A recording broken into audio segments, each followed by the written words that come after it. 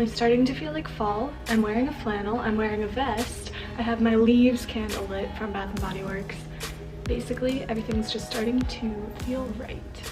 What's up, you guys? Happy Saturday. Today's video is about my tips and tricks for staying mentally healthy. So I wanted to start out by saying that I'm going to be uploading to YouTube a lot more frequently. I'm planning to schedule videos for every Wednesday and Saturday. I'll have some videos on academic-based things like applying to college, applying to grad school, so hopefully that'll be helpful for students who are going through that process right now. So if you're interested, make sure you subscribe. It would really help me out. Okay, so now on to today's topic, what I personally do to stay mentally healthy.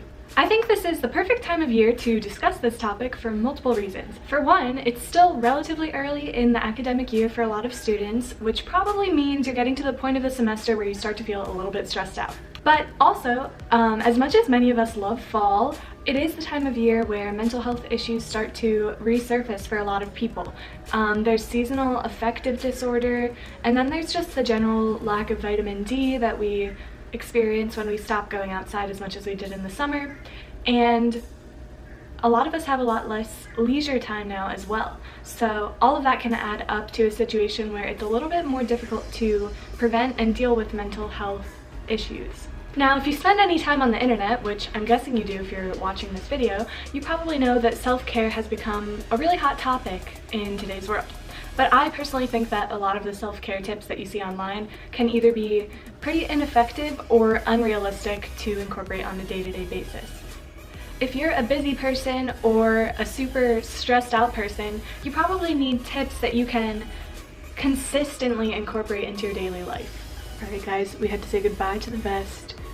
It is a little bit too hot in here for that today. First, I want to start out with some preventative tips. Now, these are the things that, if you do them consistently, they should help you avoid getting stressed out in the first place. Tip number one is to have a get your life together routine. Now, I have to give complete credit to Kaylin Nicholson for this one, and I'll link one of her videos on the topic below. But ever since I've incorporated this sort of routine into my week, it has made my stress decrease exponentially. So what I've done is I've implemented one day in the week, for me it's Sunday, where I take care of all the little life-related things that I need to do. I do my grocery shopping, I do my laundry, I clean the apartment, and I do my meal planning or meal prepping that I might need to do for the week. In general, this just allows me to enter the week with a really clear mind, knowing that I don't have to make a bunch of little decisions every day. Tip number two is exercise. Now, we all fall off the wagon sometimes.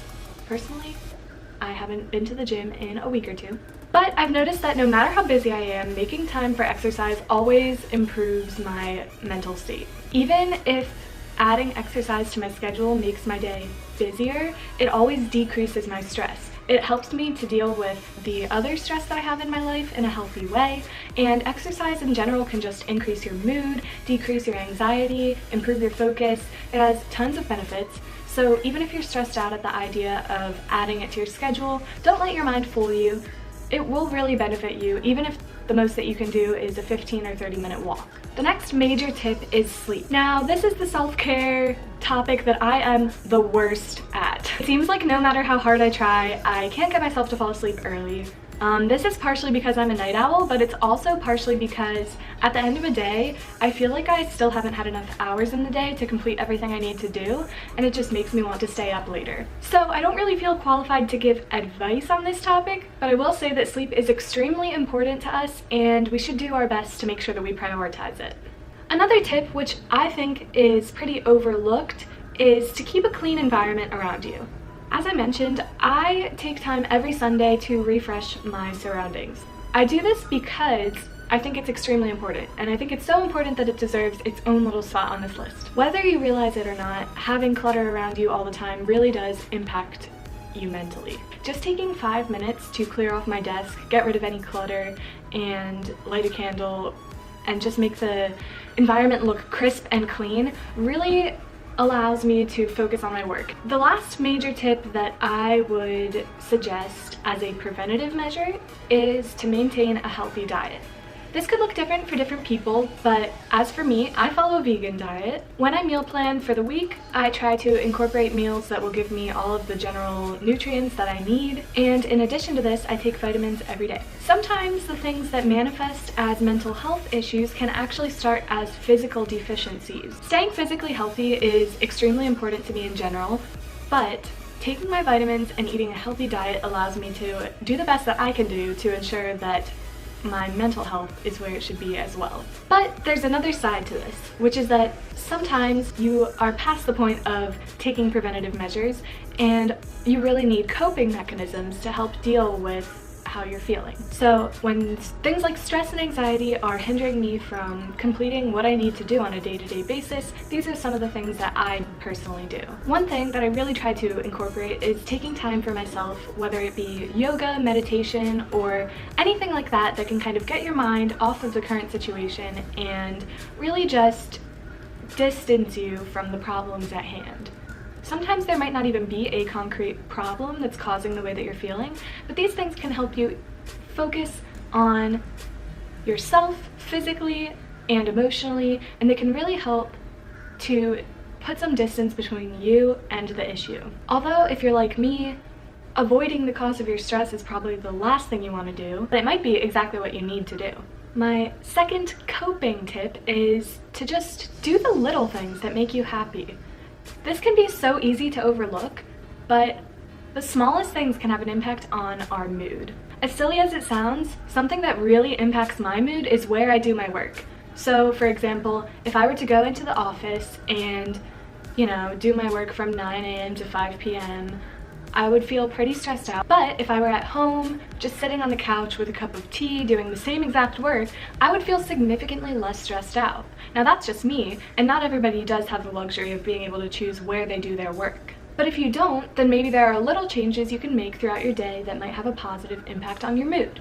So for example, can you play music at a time where you would have otherwise been sitting in silence? Could you take a relaxing bath at the end of a long day instead of a shower? Could you listen to an uplifting or informative podcast on your way to work instead of just listening to the sounds of traffic around you? Little changes like that can totally influence your mood, which contributes to your mental health, and finding what works for you is key. Another tip, counterintuitively, is procrastinate. Now, will procrastinating help you finish your work? Probably not.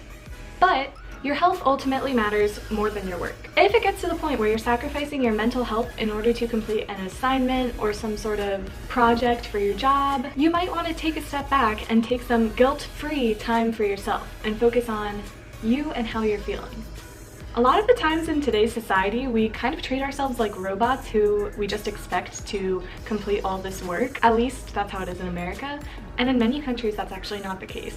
And it is important to remember that you're only human, you have a limit to what you can actually achieve, and you need to tend to your own needs before you try to accomplish what somebody else has assigned to you.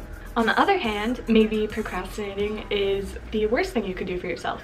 It kind of depends on who you are and what causes your anxiety. If you can't get away from your work, or if getting away from your work actually makes you more stressed out, I would suggest coming up with some work-related goals. Another thing you can do is just kind of give yourself some perspective. Remind yourself why it is that you do the work that you do and what you're hoping to get out of it. If there's no way around doing your work, and if your work is the cause of your anxiety, just try to make the most of it that you can.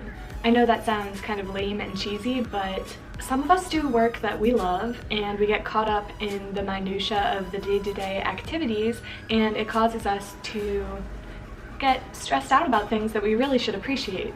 On the other hand, some of us just do the work that we do for a paycheck, and if that is the case, of course it's certainly not ideal. It would be preferable to do something that you love, but you can still approach it with an outlook of gratitude for the very fact that you're able to have that job. Another thing that you can do, which I've actually done since I was very little, and I'm not really sure where I learned this, is to think about the worst case scenario. So I know it sounds counterintuitive, but thinking about the worst possible outcome in whatever it is that you're dealing with can actually give you some perspective on how much it actually ultimately matters. A lot of the time I'm just operating in this constant state of anxiety, and It's typically based on an underlying fear about things going wrong. But when I think about what the worst case scenario is, oftentimes I can just say to myself, okay, it obviously would not be ideal if this were the outcome. Like, it wouldn't be ideal if I didn't turn in my paper. It wouldn't be ideal if I didn't complete the requirements for XYZ. But will it be the end of the world? Will it actually significantly impact my life? The big thing that this helps me to realize is that whatever the worst case scenario is, I would be able to deal with it. And knowing that just allows me to continue with completing the task without worrying so much about the outcome and focusing more on the quality of what it is that I'm doing. So my next tip is a little bit more philosophical, somewhat. It might sound kind of like hippie-ish, but another thing that I do is to think about the fact that every way in which we experience the world stems from our senses. So I try to do things that can either soothe or bring enjoyment to my senses. It's just those little tiny things you can do in your day to remind you that you're alive, you're a human being. It's kind of getting in touch with nature, but also just getting in touch with your existence. So when it comes to seeing, you could take a walk in nature, or even just around the block. You could focus on the things that you see while you take a walk, and you could try to spot 5 new things you've never seen before. When it comes to hearing, I personally think that music is basically magical, and it can definitely impact your mood. So you could listen to some uplifting music that you love, or you could listen to some music that kind of allows you to wallow in how you're feeling, because you can either avoid the problem and it may go away or it might come back, or you can feel your way through the problem and kind of get through it instead of trying to get around it. But when it comes to feeling, I feel like this is where a lot of the typical self-care suggestions come in, but you could take a nice bath, you could put on some fuzzy pajamas, you could lay in bed, stretch, sit outside, feel the breeze. Another thing you can do is just kind of scan your body up and down, like close your eyes and think about where you feel tense, where you feel relaxed, and try to release that, or at least just notice it. It's kind of just about being there within yourself.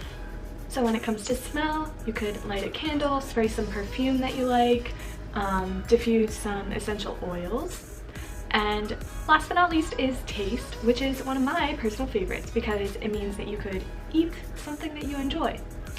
Or even just like chewing some gum. It's just those little tiny things that you can do to be in touch with yourself as the human being that you are. So yeah, hippie segment over. Now I'm just gonna give a few more suggestions of what I might do if I had a little bit of time on my hands or I was feeling stressed out and I really needed to get away from it.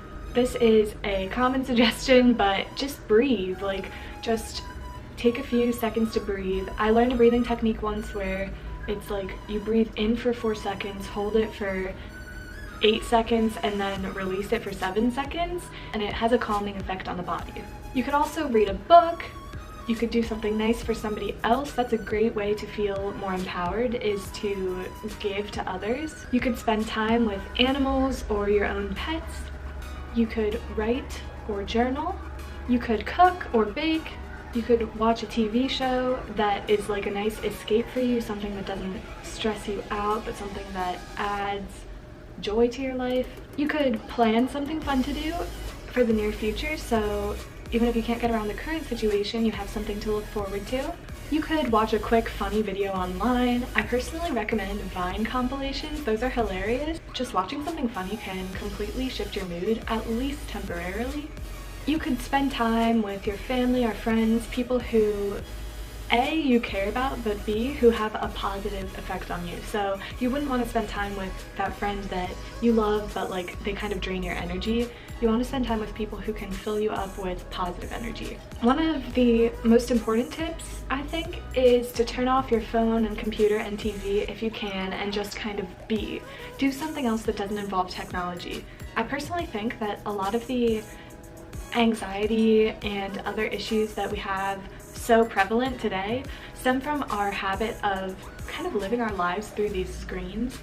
So I think that's a great thing that you can do occasionally, at least. And more generally, I would just try my best to be optimistic. Of course, we can't change our outlook with the snap of a finger, but we can find comfort in the fact that we have a lot to be grateful for. If you're watching this video, you most likely already have a lot of luxuries in your life that other people do not. Now, that doesn't mean that your troubles do not matter. It just means that in addition to dealing with those things, you can also get at least a sense of comfort in knowing that you have a lot to be grateful for. I think that trying my best to foster a positive mindset has been one of the most crucial steps for me in maintaining a healthy mental state throughout the different seasons of my life. Whether I was in high school or college, no matter how busy I've been, no matter what my core group of friends has been, what's been going on in my family life, I've always tried my best to be positive and to have kind of like a pragmatic sense of optimism. Just being able to give myself some perspective when I was kind of feeling sorry for myself, or even when you are going through some pretty hard things, there's always something in life to be thankful for. If you're living and breathing, then you have something to be thankful for. I really do honestly think that that's been the thing that has kept me feeling mentally healthy in some times where it would have been really easy to slip into a state of unhappiness. The biggest mental health problem that I've been focusing on is stress. Of course, there are other mental health issues, and of course, if you do suffer from these, you should get help from a licensed professional, which I am not.